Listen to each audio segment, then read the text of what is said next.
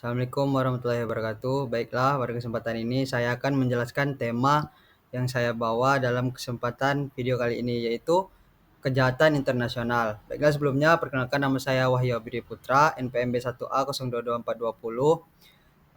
Referensi ini saya ambil dari buku Hukum Pidana Internasional, suatu pengantar penulis yaitu Edi O.S. Hiarij, M. Fatila Akbar, dan Devita Kartika Putri.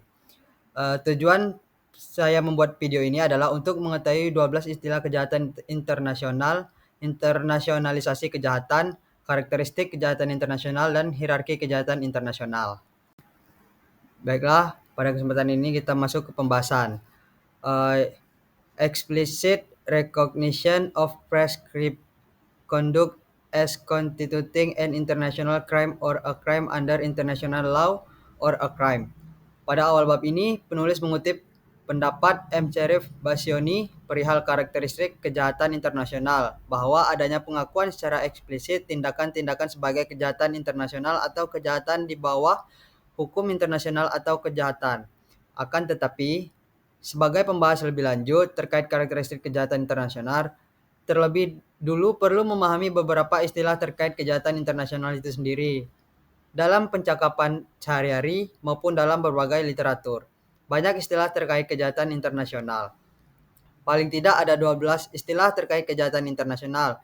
Yang pertama yaitu international crimes, yang kedua international crimes stricto sensu, yang ketiga international crimes largo sensu, yang keempat international crimes, yang kelima international delict, yang keenam international infraction, yang ketujuh international delinquencies, yang ke-8 crimes against international law, yang ke-9 treaty crimes, yang ke-10 delicta jure gentium, yang ke-11 jus cogen crimes, yang ke-12 yaitu jus cogen international crimes. Kedua-belas istilah tersebut merupakan sinonim atau memang antara istilah yang satu dengan istilah yang lain memiliki pengertian yang secara substansi berbeda. Bab ini selain membahas pengertian beberapa istilah tersebut di atas, juga mengulas berturut-turut mengenai internasional kejahatan, karakteristik kejahatan internasional, dan hierarki kejahatan internasional. Baiklah, kita masuk ke pengertian beberapa istilah. Definisi buku mengenai apa yang dimaksud dengan kejahatan internasional sampai saat ini belum ada kesepakatan. Apakah itu dalam perjanjian internasional maupun berdasarkan kebiasaan internasional. Bassioni memberi definisi kejahatan internasional sebagai setiap tindakan yang ditetapkan di dalam konvensi-konvensi multilateral dan diikuti oleh sejumlah negara dan di dalamnya terdapat salah satu dari ke-10 karakteristik pidana. Brian A. Gerner memberi pengertian kejahatan internasional sebagai kejahatan terhadap hukum internasional. Pertama, suatu tindakan sebagai kejahatan berdasarkan perjanjian treaty crime di bawah hukum internasional atau hukum kebiasaan internasional dan mengikuti individu secara langsung tanpa diatur dalam hukum nasional. Kedua, ketentuan dalam hukum internasional yang mengharuskan penuntutan terhadap tindakan-tindakan yang dapat dipidana berdasarkan prinsip yurisdiksi universal. Penulis sendiri berpendapat bahwa kejahatan internasional dapat didefinisikan sebagai tindakan yang oleh konvensi internasional atau hukum kebiasaan internasional dinyatakan sebagai kejahatan di bawah hukum internasional atau kejahatan terhadap masyarakat internasional, yang penuntutan dan penghukumannya berdasarkan prinsip universal. Prinsip universal di sini berarti bahwa setiap negara berhak untuk melakukan penuntutan dan penghukuman terhadap pelaku kejahatan internasional dimanapun dia berada. Hal ini dimaksud agar tidak ada pelaku kejahatan internasional yang lolos dari hukuman. Akan tetapi, jika seorang pelaku kejahatan internasional telah dituntut dan dihukum oleh suatu pengadilan atas kejahatan tersebut, pengadilan atau negara lain tidak boleh melakukan penuntutan dan penghukuman karena melanggar asas ne bis in idem. Selanjutnya adalah berbagai pengertian istilah untuk menyebut kejahatan internasional sebagai diutarakan pada awal bab ini. Yang pertama yaitu istilah kejahatan internasional atau international crime. Seperti yang telah dijelaskan di atas, sebelum ada kesepakatan dalam perjanjian internasional maupun kebiasaan internasional mengenai definisi international crime, namun pada intinya kejahatan internasional atau international crime adalah tindakan atau tingkah laku yang berdasarkan konvensi atau kebiasaan internasional dikualifikasikan sebagai kejahatan internasional.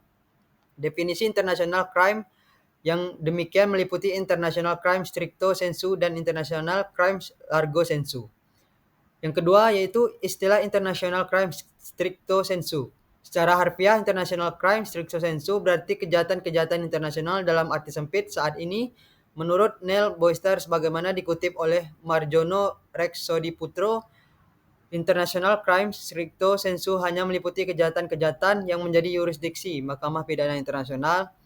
Dalam hal ini, yang dimaksud international crime stricto sensu hanya meliputi agresi, genosida, kejahatan terhadap kemanusiaan, dan kejahatan perang.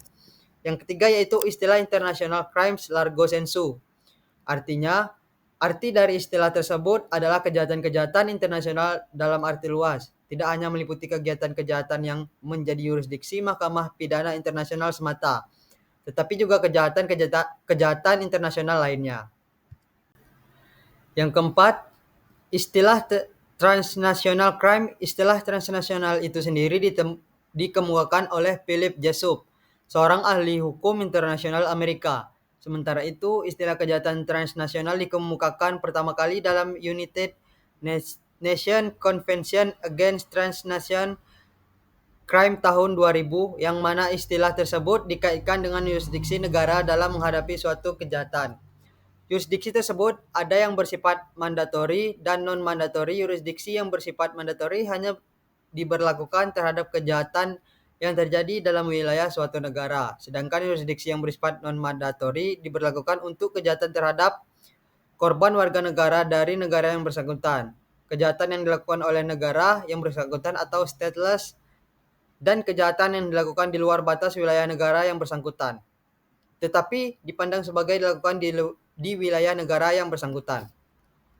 Menurut Boyster, transnational crime sebagai suatu konsep generik yang mencakup berbagai bentuk kegiatan kriminal adalah suatu konsep kriminologi sosiologis dan bukan konsep yuridis. Boyster selanjutnya mendefinisikan transnational crime sebagai certain criminal phonema transcending international borders, transgressing the law of national states of having an impact on another country. Boyster kemudian menyimpulkan bahwa secara sederhana kejahatan transnasional adalah conduct that has actual of potential transboundary effect or national and international concurs. Jika memang demikian, menurut hemat penulis, istilah kejahatan transnasional lebih pada suatu fenomena kejahatan tertentu yang terjadi lintas batas negara dan dalam suatu waktu tunduk pada dua atau lebih yurisdiksi negara. Hal ini artinya yurisdiksi negara mana yang akan diberlakukan terhadap kejahatan tersebut. Kita kembali pada asas teritorial dan perluasan atas asas teritorial. Apakah perluasan berdasarkan prinsip teknis yuridis, perluasan berdasarkan kewarganegaraan, ataukah perluasan berdasarkan prinsip proteksi? Sementara itu, perluasan berdasarkan prinsip universal sudah barang tentu kejahatan tersebut tidak lagi kejahatan transnasional, tetapi sudah diskualifikasi sebagai kejahatan internasional. Kelima, istilah international delik yang berarti delik-delik internasional. Yang keenam, istilah international infraction atau pelanggaran-pelanggaran internasional. Istilah international delik dan international infraction adalah dua istilah yang digunakan oleh Bascioni dalam menjelaskan hierarki kejahatan internasional. Perihal hierarki tersebut akan dibahas tersendiri dalam bab ini. Yang ketujuh adalah istilah international delinquencies. Secara harfiah, istilah tersebut berarti pelanggaran-pelanggaran internasional. Istilah international delinquencies pertama kali dikemukakan oleh Oppenheim. Menurutnya, international delinquencies bukanlah merupakan suatu kejahatan karena negara yang dianggap melanggar tidak dapat dihukum. Bahkan kendati pun pertanggungjawaban dapat dipaksakan, hanyalah sebatas untuk memperbaiki tindakan yang tidak benar. Kedelapan, istilah crimes against international law yang diterjemahkan sebagai kejahatan-kejahatan terhadap hukum internasional atau kejahatan hukum internasional. Yang kesembilan yaitu istilah treaty crimes yang berarti kejahatan-kejahatan berdasarkan perjanjian internasional. Menurut Boyster, kejahatan-kejahatan hukum internasional juga dinamakan sebagai treaty crimes yang bukan merupakan yurisdiksi Mahkamah Pidana Internasional dan disebut juga sebagai transnational crimes. Dengan demikian, menurut penulis Beyster memisahkan international crimes dan transnational crimes atas dasar yurisdiksi Mahkamah Pidana Internasional. Semua kejahatan yang menjadi yurisdiksi Mahkamah Pidana Internasional adalah international crimes atau kejahatan internasional. Sementara itu, kejahatan-kejahatan internasional lainnya yang bukan merupakan yurisdiksi Mahkamah Pidana Internasional dikualifikasikan sebagai transnational crimes atau treaty crimes atau kejahatan-kejahatan hukum internasional. Ke-10 adalah istilah delicta jure gentium. Istilah jure gentium atau jus gentium diterjemahkan sebagai law of nation atau Le droit des gens 175 atau hukum bangsa-bangsa. Istilah tersebut berasal dari hukum Romawi yang berlaku bagi seluruh penduduk Romawi termasuk daerah-daerah yang menjadi kekuasaan Romawi.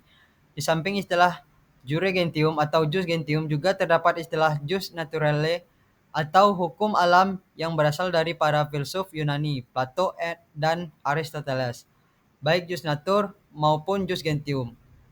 Keduanya menggambarkan sistem nilai pada saat itu dalam kaitannya dengan kejahatan, khususnya kejahatan terhadap penduduk Romawi saat itu dipandang sebagai ancaman terhadap jure gentium.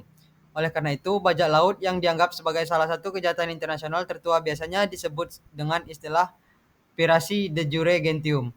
Selanjutnya, untuk menyebut kejahatan terhadap masyarakat internasional atau terhadap hukum bangsa-bangsa dikenallah istilah delicta jure gentium.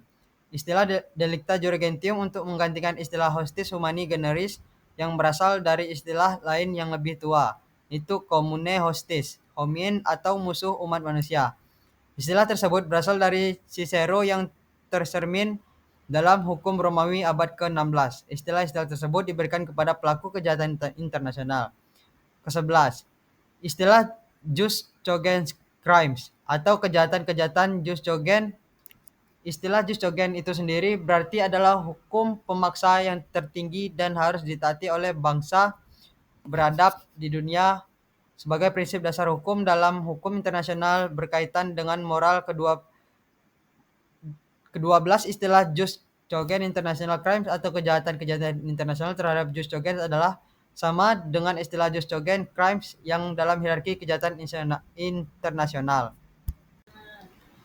Berdasarkan uraian di atas, dapat ditarik kesimpulan bahwa istilah international crimes stricto sensu, international crimes largo sensu, international delict, international infraction, crimes against international law, treaty crimes, delicta jure gentium, jus cogen crimes, dan jus cogen international crimes secara substansi adalah sama untuk menunjukkan tindakan-tindakan yang diskualifikasikan sebagai kejahatan internasional, baik berdasarkan perjanjian internasional maupun praktik dalam hukum kebiasaan internasional.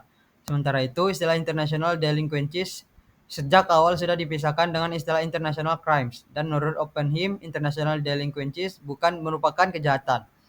Istilah transnational crimes atau kejahatan-kejahatan transnasional lebih pada fenomena kejahatan tertentu yang dilakukan lintas batas dan tunduk pada dua atau lebih yurisdiksi negara meskipun belum tentu kejahatan tersebut dikualifikasikan sebagai kejahatan internasional. Akan tetapi, dapat saja kejahatan transnasional berdasarkan doktrin dan kebiasaan dalam praktik hukum internasional kemudian berubah status sebagai kejahatan internasional. Internasional kejahatan. Pada dasarnya, yang dimaksud dengan internasional kejahatan adalah proses penetapan tindakan-tindakan tertentu sebagai kejahatan internasional. Tindakan-tindakan tertentu yang kemudian dinyatakan sebagai kejahatan internasional dapat melalui doktrin, kebiasaan, atau praktik hukum internasional.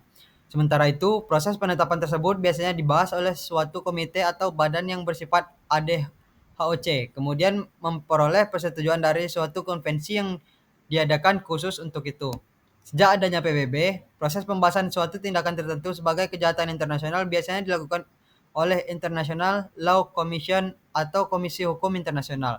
Komisi tersebut telah bertugas sejak tahun 1947 dengan tanggung jawab memodifikasikan berbagai macam-macam pelanggaran terhadap perdamaian dan keamanan. Komisi tersebut juga membahas isu-isu lain yang berkaitan dengan tindakan-tindakan berdasarkan perkembangan pengetahuan, kebiasaan, atau praktik hukum internasional kemudian dinyatakan sebagai kejahatan internasional. Saat ini, penetapan kejahatan-kejahatan internasional telah dikodifikasikan dalam berbagai perjanjian multilateral secara garis besar. Ada dua kategori modifikasi kejahatan internasional dalam berbagai treaty. Yang pertama, treaties yang secara tegas menyatakan perbuatan-perbuatan yang dilarang dan dinyatakan sebagai kejahatan di bawah hukum internasional. Sebagai misal adalah Konvensi PBB tentang pencegahan dan penghukuman kejahatan genosida 1948. Kedua, treaties yang tidak menyatakan perbuatan-perbuatan yang dilarang sebagai suatu kejahatan, tetapi mewajibkan para negara peserta untuk menuntut atau mengekstradisi para pelaku tindakan tersebut berdasarkan hukum nasional.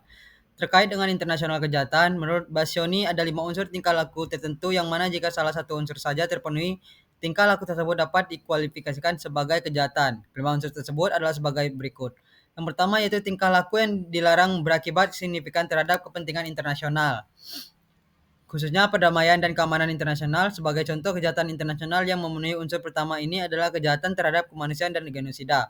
Kedua, tingkah laku yang dilarang merupakan perbuatan yang buruk dan dianggap mengancam nilai-nilai yang dianut bersama oleh masyarakat dunia, termasuk apa yang telah dianggap oleh sejarah sebagai tingkah laku yang menyentuh nurani kemanusiaan. Contoh kejahatan internasional yang memenuhi unsur ini adalah kejahatan perang dan bajak laut yang lahir berdasarkan kebiasaan internasional. Kendatipun kejahatan perang itu sendiri juga memenuhi unsur internasional kejahatan yang pertama. Ketiga, tingkah laku yang dilarang memiliki implikasi internasional yang melibatkan atau memengaruhi lebih dari satu negara dalam perencanaan, persiapan, atau perbuatannya, baik melalui keragaman kewarganegaraan para pelaku kejahatan atau korban atau perlengkapan yang digunakan melebihi batas-batas negara. Sebagai misal, kejahatan internasional yang memenuhi unsur ini adalah pembajakan pesawat udara. Keempat, tingkah laku yang membahayakan perlindungan terhadap kepentingan internasional atau terhadap orang yang dilindungi secara internasional. Kejahatan internasional yang memenuhi unsur ini adalah kejahatan terhadap orang-orang yang dilindungi menurut hukum internasional, seperti kepala negara asing, para duta besar, diplomat dan konsul serta petugas PBB. Kelima, tingkah laku tersebut melanggar kepentingan internasional yang dilindungi namun tidak sampai pada tahap yang disebut pada poin pertama dan kedua. Namun karena sifat dasarnya, tingkah laku tersebut dapat dicegah dan ditekan melalui kriminalisasi internasional. Kejahatan internasional yang memenuhi unsur ini adalah pemalsuan uang dan peredaran uang palsu. Ya, selanjutnya karakteristik kejahatan internasional.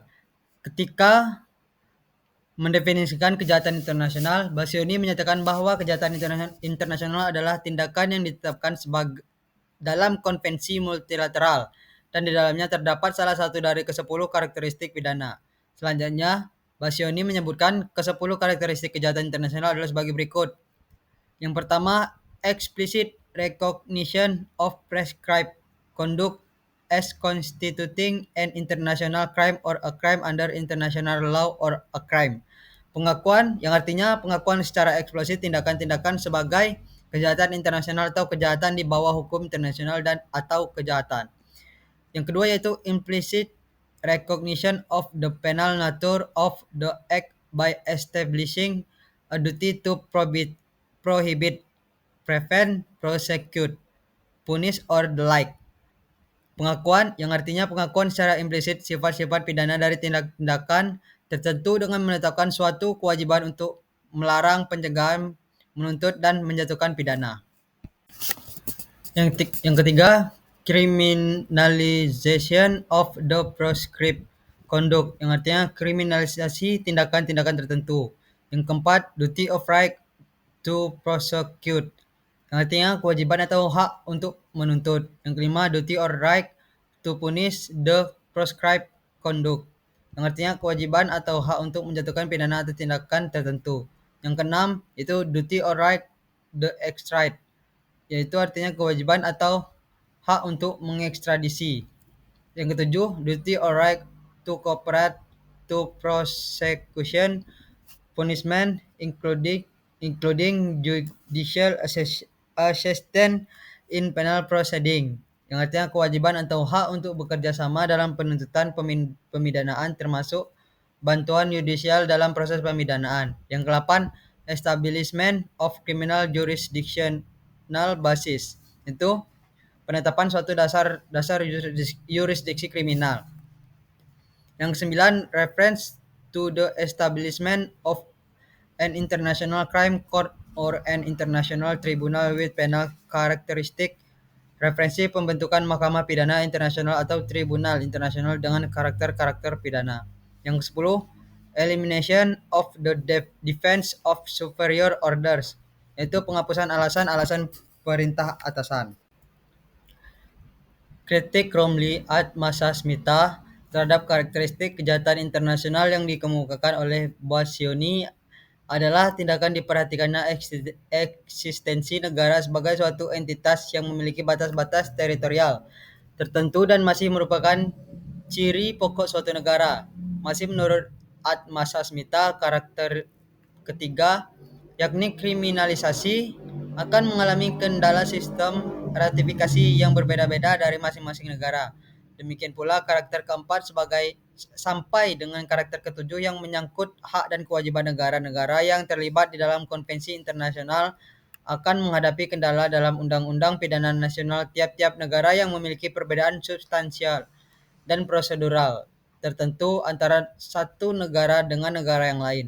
Komentar penulis sendiri terhadap karakteristik kejahatan internasional yang dikemukakan oleh Bassioni sesungguhnya menunjukkan bahwa Bassioni adalah penganut teori monisme dalam hubungan antara hukum internasional dan hukum nasional.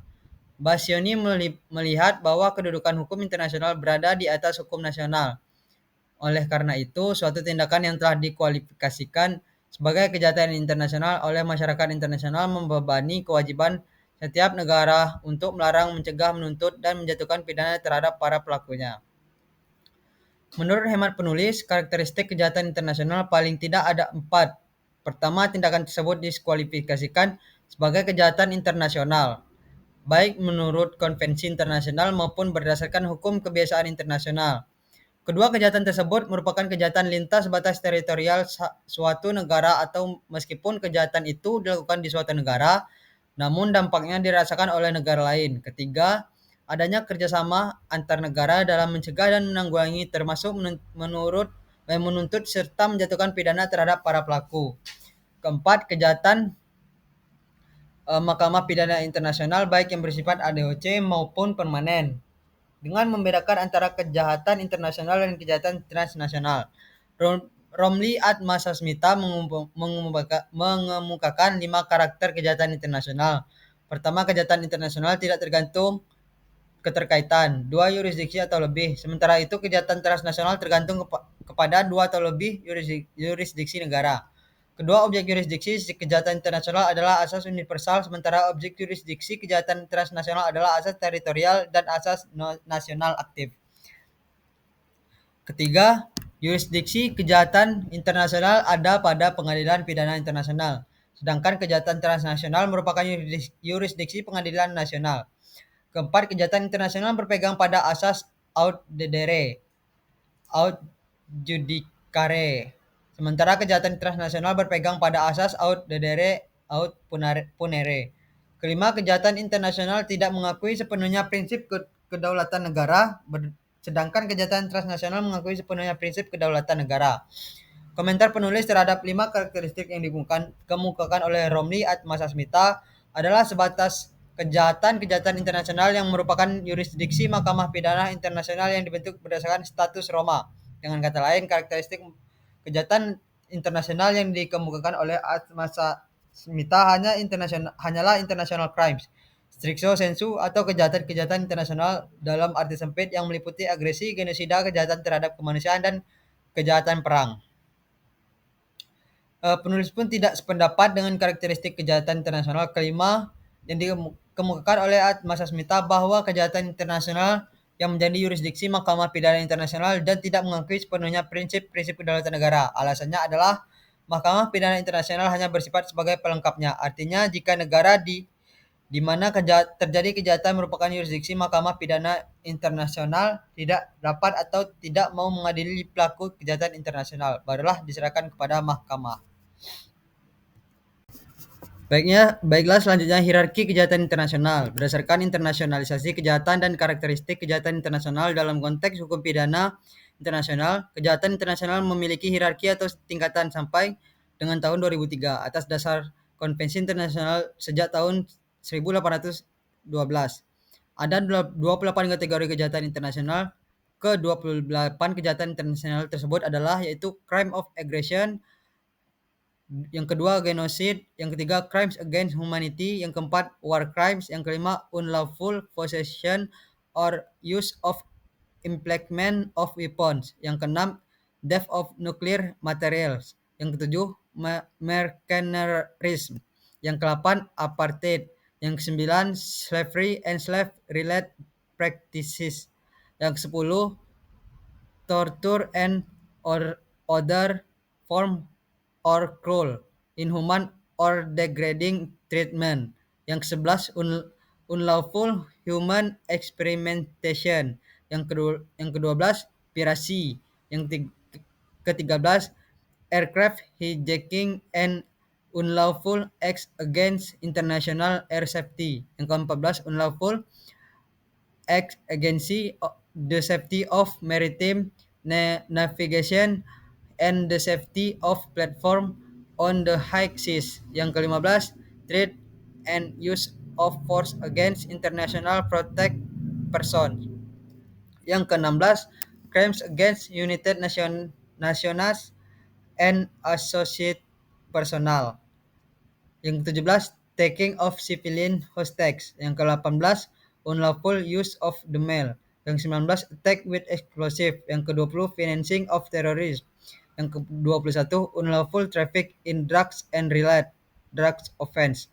Yang ke-22, organized crime. Yang ke-23 yaitu destruction and or death of national treasure.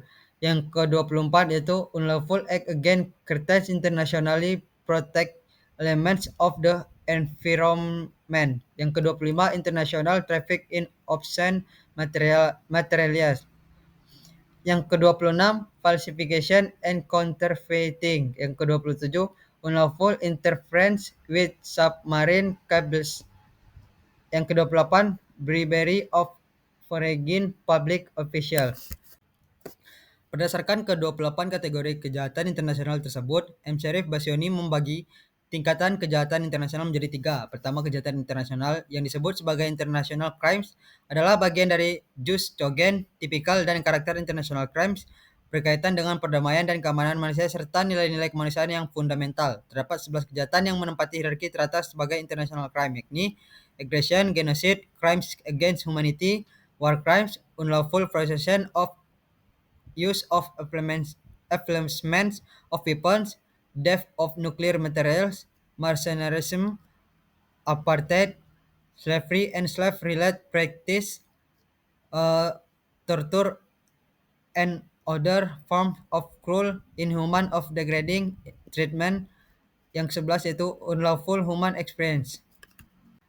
Kedua, kejahatan internasional yang disebut sebagai international delicts tipikal dan karakter internasional delik berkaitan dengan kepentingan internasional yang dilindungi meliputi lebih dari satu negara atau korban dan kerugian yang timbul berasal lebih dari satu negara. Ada 13 kejahatan internasional yang termasuk dalam international delik yaitu piracy, aircraft hijacking, and unlawful act against international air safety, unlawful act against the safety of maritime navigation and the safety of platform on the high seas. Yang keempat itu trade and use of force against international protect person. Yang kelima crimes against United Nations and associate personnel. Yang keenam taking of civilians hostage. Yang ketujuh unlawful use of the mail. Yang ke-8 attack with explosive. Yang ke-9 financing of terrorism. Yang ke-10 unlawful traffic in drugs and related drug offense. Yang ke-11 organized crime. Yang ke-12 destruction and or death of national treasure. Yang 13 unlawful act against.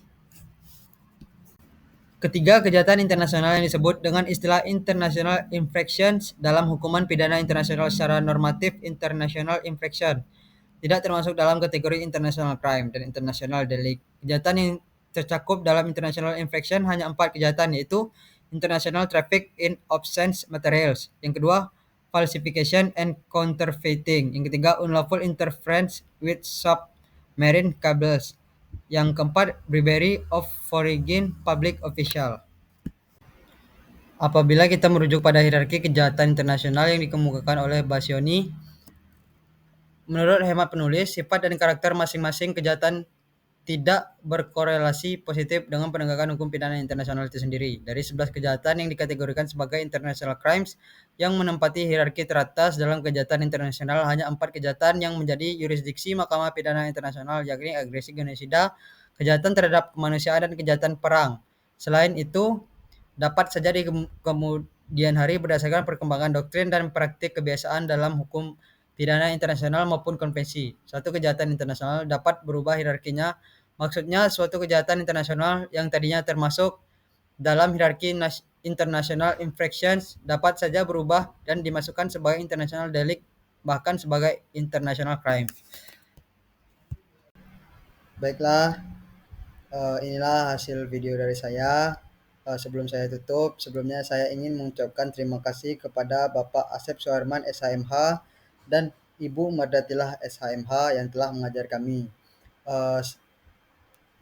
Seterusnya, saya mengucapkan terima kasih juga kepada ibu saya karena telah membeli buku hukum pidana internasional, yang telah mensupport saya. Dan selanjutnya saya berterima kasih kepada pacar saya, yaitu Aldan Nauli Batubara, karena telah membantu saya dalam merekam video dan membantu saya dalam membuat materi, dan membantu memakai laptopnya dia. Terima kasih atas bantuannya semua, dan saya mengucapkan terima kasih banyak, dan semoga video saya ini bisa diterima dengan baik oleh Bapak dan Ibu. Terima kasih. Assalamualaikum warahmatullahi wabarakatuh.